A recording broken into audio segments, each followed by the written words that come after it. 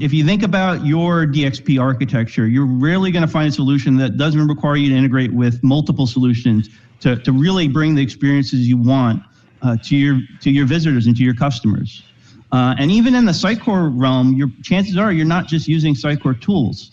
And you need more than just a CMS. You're going to need search capabilities. You're going to need personalization capabilities. You're going to need digital asset management. It became so clear back in October, Sitecore announced XM Cloud Plus to actually package a bunch of these things. And by combining them, you get better experiences and you also get more value out of those investments.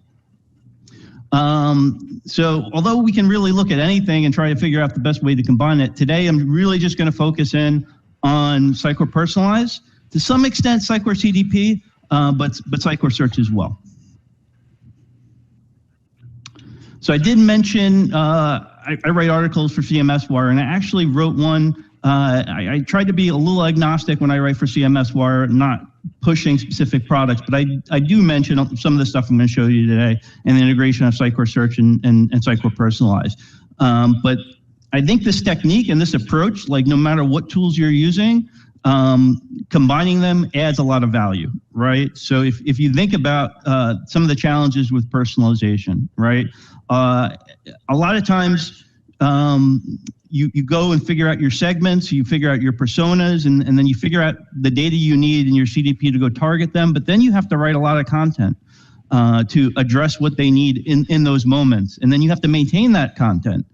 And if you think with large personalization websites like Amazon, they don't create custom content for all that. They actually use search to really drive the kind of content that will actually help them with conversions. And it doesn't have to be e-commerce. You don't have to have a product catalog to make use of this. You can actually use the content you already have to effectively do that. And the other cool thing about combining these two technologies is you can really leverage both the data you have about your customers in your CDP, the segmentation issues and everything else you have there with the intelligent search capabilities of your search platform. A lot of these things do support, like Sitecore Search, support personalization. Some of them have AI capabilities. They look for lookalike audiences. So if you think about that, you're kind of using the data in your CDP to craft the right query and using your search engine to drive the best results that will actually help drive your visitors to conversion. So this is a really effective way to combine these two technologies to drive a lot of value.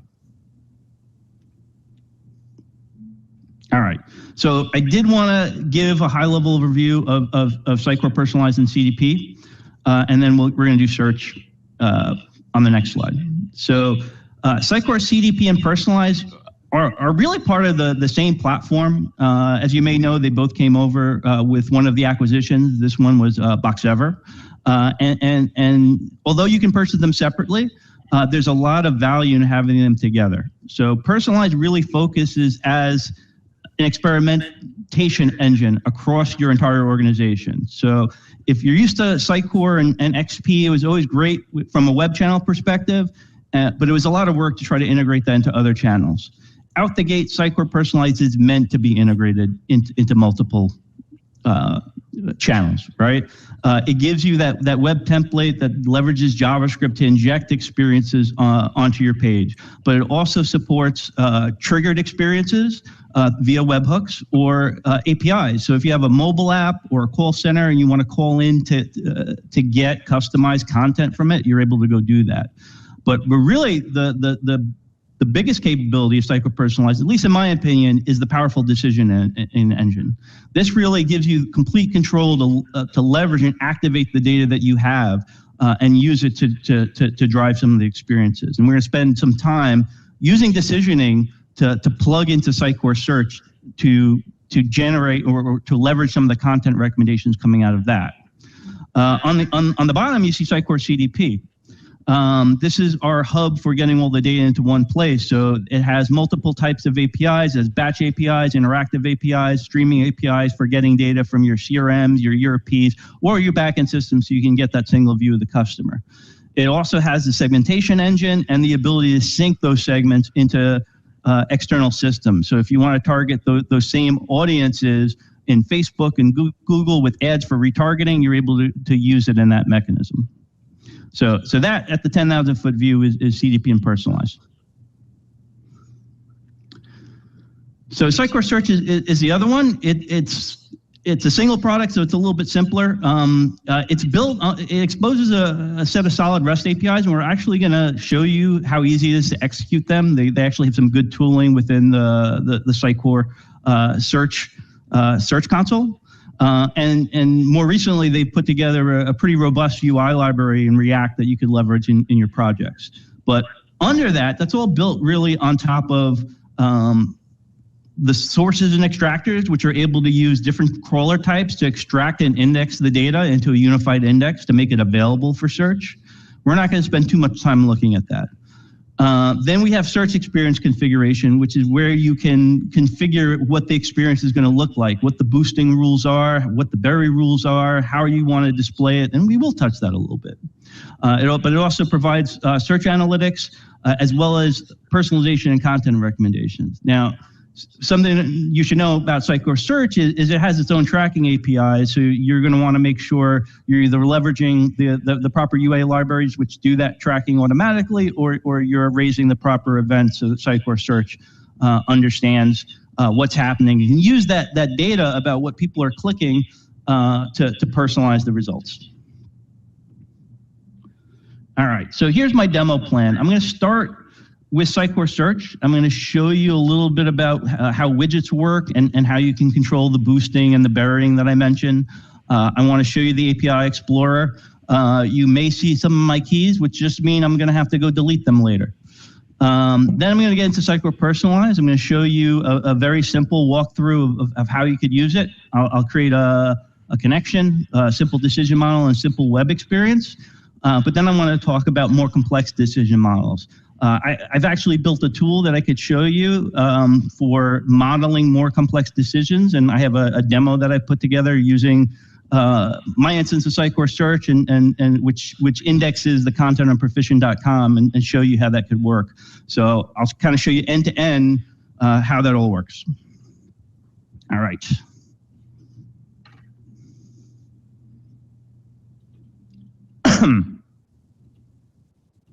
All right. So we're going to start with Sitecore Search. When you log into Sitecore Search, you have a menu navigation on the left.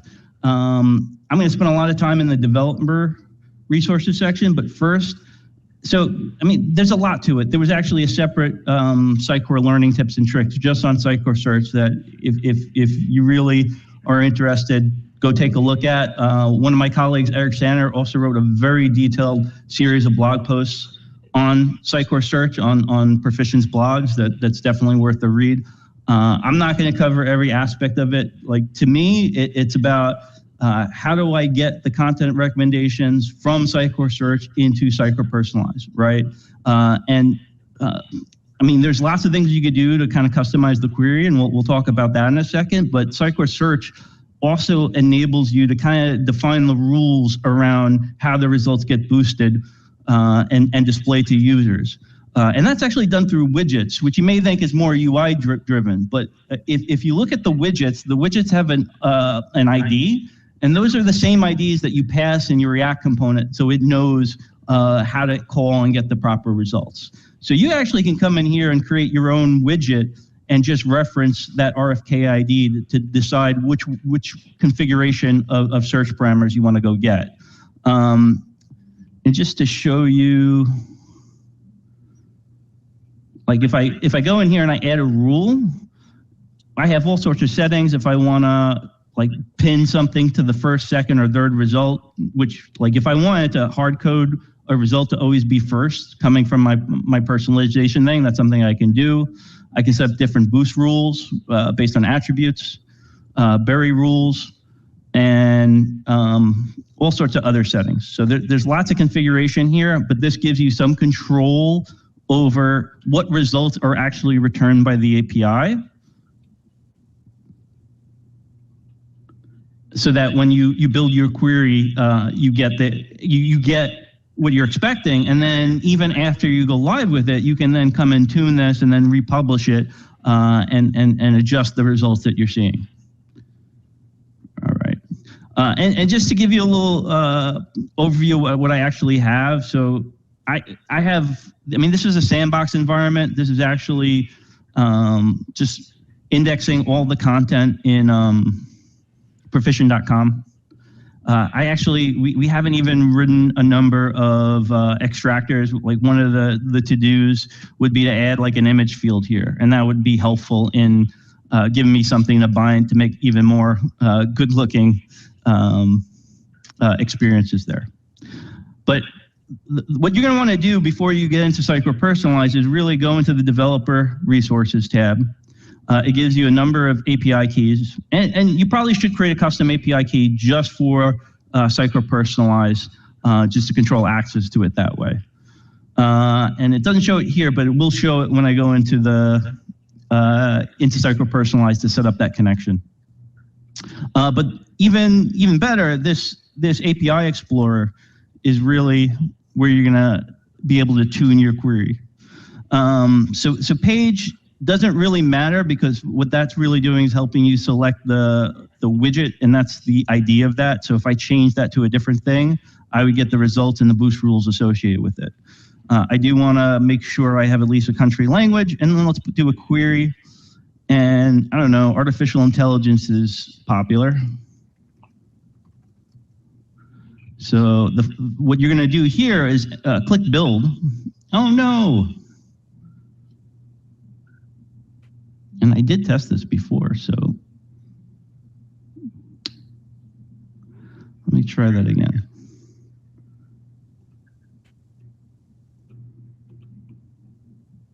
Let's just do test for now. Let's see. There we go. And you know what we could do is we could just change this to, I don't know why that didn't work before, but we'll just edit it here. And when intelligence, if I spell it correctly, if I don't mess up the JSON. You can change this to specify a different widget ID. The other thing we probably want to do is do a limit. And let me rebuild that again. Yeah. And the reason we want to do that is we don't necessarily want to have 10 results, or we at least want to parameterize it so that's something that we can return. If we run it, we get back the results and we can see the JSON that we expect. So this is a really good way of kind of testing out the queries that we are going to want to call from Sitecore Personalize, and also so we can see the data that we get. So, and this JSON itself that you need to pass to it is exactly what you have to configure in Sitecore Personalize. So let's go into Sitecore Personalize, and the first thing we're going to want to do is set up a connection. So when you come to Personalize, connections are under the Developer Center, Connections.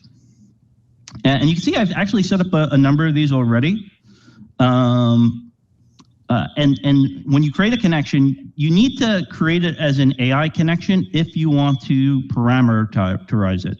So if you want to be able to turn some of those JSON values into parameters, and I'll show you how that works, it needs to be an AI connection. The other type only works if you're just hard coding everything. This was kind of an evolution, because first I did it without the limit and I was getting 10 results, and I didn't want to filter some of the results in the web experience. So I created ones that had a limit. And you notice some of these have, say, with user context or without user context. And this is actually pretty interesting, because you can call that API with a specific user in mind, which is what you're going to want to do in the real world, right? I don't have a fully functional site to test this against, so I don't have a user ID, so I wanted to create one without it, so you get back generic results. But in the real world, you're probably going to want to use that and pass that value from the cookie, so that it's getting results not just in general, but for that specific user in that specific context. So let's take a look at this guy. And I've already preset this up. You'll need to get your own endpoint. And again, I'm probably going to delete the key, so you don't try to do this on your own. But you look at the documentation, it's pretty clear on what the parameters need to be. But in the end, you have this request object, and this was just a copy paste from the API builder. And if we look down here, we can see there's a couple of things. This actually has the user context. So we just have that being passed as a parameter. We have the limit being passed as a parameter and the query being passed as a parameter. And only because I don't have, actually, it may have it pre-done from the last time I did this. Yes, so I did actually generate one the last time I do it. And when we test now, it's going to allow me to specify the different things. So we can go generative AI. Let's see what that does and run the test. And if we scroll down, we'll actually see the results. So that means if we're able to call this connection from a decision model, we're able to take this content and put it right into the context of any experience that we're building. And we could leverage this, loop through this, and do what we need. So once you set up your connection, really the next step is to build that decision model. So I'm going to start with the simple one. So I have a simple search model. And you can see it took me 4 tries to get this right. But let's get into it. And I actually set this up just to be simple. I didn't even really need to do this, but I did want to use a programmable to figure out what the query was. And this was actually really just simple. I actually just added a parameter that allows a marketer who's configuring this to use whatever query they want. If you look in advanced mode, programmable is just a piece of JavaScript that runs to return a value, and then you can use that value to do what you want with it. So I'm just returning this parameter, which I'm calling query, which is a string and defaults to search term, right? All right, and then we pass that to this connection. And I'll show you how we actually create these with the visual canvas in a second. But in this, we're just mapping the request inputs and actually hard code the limit to 3 and query. I'm passing that programmable query. And we can actually either test the connection, but what I probably want to do is test the whole canvas. And I could just use a person. And if we test the canvas, there's no offers returned because this is a very simple one, but if I look at the full response and I can look through, we see our content, which is the search results. So this is a very simple decision model that's all it's doing is calling the connection and getting those search results. And it's actually really quick. It's only 71 milliseconds, so it doesn't add a lot of latency. Just shows that Sitecore Search is a good tool to use for something like this. All right, so now that we have a decision model, really the next step is to build an experience. So let me close out of this. So let's go to the web experiences. So I have a search-driven experience here. So when you build your experiences, you're going to want to go to decisioning and select the model that you want to go do, right? So I'm not going to edit it, but it's plugged in right there. What this means is this thing is executed and made available to your experiences itself, right? So if I go to here, it's actually, I didn't include any CSS in it, and I could have to just styling it, but just if I go to advanced edit, you could see just a couple of things, right? I actually built this with the intention of injecting into the homepage of proficient.com, and I think I will be able to demo this to you in a second, but hopefully the demo gods work for me. But you can see really it's just iterating through widgets and content with an each loop, and then it's binding the URL name and description of the search results. Now, I will say that in order to get that, we have to use the API tab and use free marker to get the results of the decision model and basically unwind the object to get at the inner part so that we can output it to JSON. Now, by default, anything that I showed you in that decision model test tool isn't available on that HTML tab to handlebars unless you make it available as JSON here. And what you're going to want to do is build your JSON object however you want, but you're going to want to test it. And you want to click the preview API, and again, send a request.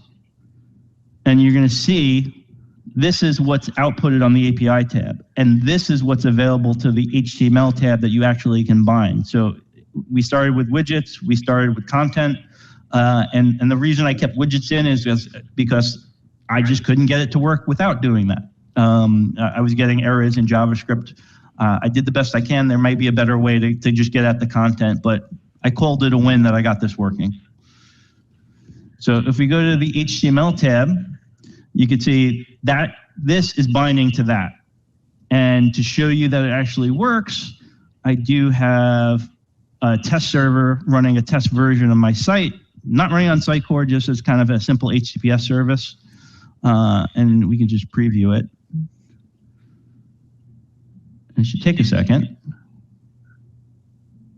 And if I scroll down, we get this generic section that didn't exist before that came right from it. And I probably should have either truncated the first record or did something in the query to limit the records I got back. The other thing I'll note is, I mean, the Sitecore Personalize QA tool is actually really good. You actually can validate looking at the API response. This is the same thing that I showed you with the API tester. So this shows you what it's binding to, so you can see things match up properly, that you're using the right fields and things like that. Okay. All right, so that was a very simple example, but like in reality, you're not going to want to share the same query results or run the same query for every user. That's how this can get really, really powerful. So I actually have a tool that I wrote to make it easier to model things. But before I show you that, let me show you what a typical content-driven decision model looks like, so you can kind of see where I'm going with this. All right. Let's get out of there. All right. So I have a few sample decision models. Let's go with this. So a typical decision model looks something like this. All right. We want to have access to our guest data. We want to have access to our session data. We want to write some JavaScript to figure out, based on this data, what we think they should do. And we usually return some sort of code, and then we go to a decision table. We allow our marketers to go in here and kind of match the codes to the content offers that they want to go have. Right. This was more healthcare related, so these were returning different things that we may want them to do, and we want to map them to an offer. And offers are basically pieces of content that have a bunch of data. I can show you what an offer looks like in a little bit, but let me finish here before I do that. So this JavaScript is actually just sample JavaScript. This doesn't fully work, but just gives you an idea. It's basically a bunch of if statements.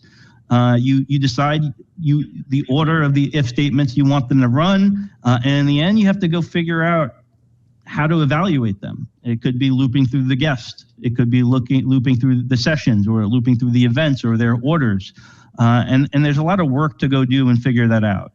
And what makes this hard is just sitting down, and because it's wide open and you can do anything that you want, it's hard to know where to start and how to have that conversation with the business to get the requirements properly. And we could do something like this for search too. Imagine instead of returning a name, we were returning the search query that we wanted to run. And that's exactly what I'm going to show you. But instead, I actually mapped the queries in the decision table. But before I go to that, let me go to offers just to show you. So offer and offer templates are usually what you end up returning. So an offer template is just You just go into one. It's just a set of attributes, and we can add as many as we want, and it's like we're defining a content template. And then our offer library itself is just the content that comes up with it, right? So your marketers can come in here and customize what they want, and then they can return the offer that they want in their decision model. And we could use these attributes the same way we use the attributes from the search results. Now, I wanted to make it a little bit easier, so I actually built a tool that allows us to model maps, and I did it in Sitecore, and this is actually running in XM Cloud, but let me jump to the visual view just to talk you through what I actually did here. So how I wanted to think about this is I originally was thinking of this more in terms of journey stages, like from consideration, awareness, all the way to purchase and loyalty. But also thinking just in terms of personas and how we want to address the types of offers and the next best action we want to do with people. So this is one I actually built for Proficient.com. We are a consultancy. It's kind of interesting that we have these industry focuses for things like automotive, financial services, healthcare, manufacturing. There's actually a few more. I just wanted to keep this simple for the demo. But then across that, we do strategy and transformation, CX and digital marketing, innovation, product development, platforms and technology, and data intelligence, right? And we do that across all these industries. So if I think in terms of how I'd want to personalize on Proficient.com, I probably want to use the cross-section of those things to go do that. So what I've done is I've defined offers for each of those cross-sections, and I've put requirements or restrictions which allow me to tell me when I can or should not show those offers to visitors. And I've built it so that it automatically generates the JavaScript for my programmable. Now, you do have to define what these functions are. In a lot of cases, these are actually just going through the guest data extensions and getting a value of persona or a value of interest. And by default, they return false. Like, I mean, I could show you, I have a bunch of conditions. And of course, I haven't logged in a while, so it's going to reset. That just do that. But this allows us to kind of think through, and I have a bunch of other persona models or journey map models that I could show on another time, or you can reach out to me if you're interested. I've blogged about this in the past. But anyway, I've defined this whole personalization decision model to be somewhat more advanced than the other one, and this is probably going to be closer to how you really would use this. So let me show you the decision model for that. And this is in production. Same deal. This should have been the session. I'm not really using it, so that's why it's not causing any issues. This is just the copy paste from the tool. And then, and then I want to map the offers to the query. And you could see these are some of the offers. I didn't fill out every single one. I could continue to go in here and add them. And here's the query I want to run, right? So if it comes back financial services, platform and technology, I want to search for financial services guides, right? If it comes back healthcare strategy and transformation, I want to return healthcare case studies, right? So I can go in here and I can kind of define for my different segments, what is the query I want to use to drive the experience that I'm looking to go do.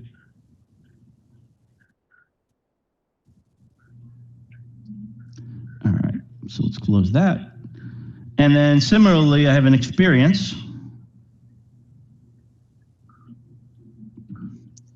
And it's pretty much the same thing. The big difference is it's using this version of the decision model, which is aware of the people I want. Now, in order to do that, I actually had to go configure a couple of test users.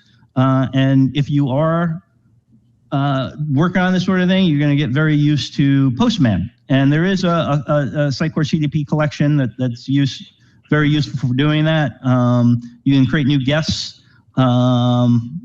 Guest data extensions is where we're spending a lot of time, and you can see I have interest in persona and things like that. So I went ahead and I configured a couple of test users to use in my test so I could show you how this works, right? Same sort of thing. We're going to just go right to the preview. I mean, even the API is exactly the same, but let's impersonate a guest. I actually configured one of my colleagues, Megan Jensen, MJ knows Sitecore. She is interested in healthcare and she's interested in strategy as per how I configured it in CDP. So if I go preview her for that, we can see her recommended reading is all about healthcare. And you can see this is definitely different search results than we saw before. And then instead, what if I wanted it to be my other colleague, Martin Miles, who's interested in platforms and technology, and he's interested in financial services. And you can see his results are all financial services driven. Now, there's probably a ton more I can do here. Adding images to my index would make this look a ton better.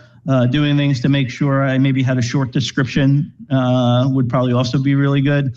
But this hopefully gives you an idea of the kinds of things you could do. It doesn't necessarily have to return 3 results. You could return 1 result, right? It could be a card that we're displaying. The more your search tool knows, the more info you have in CDP, the better decisionings and the more accurate queries you can put together to go do that. And that's really all I had.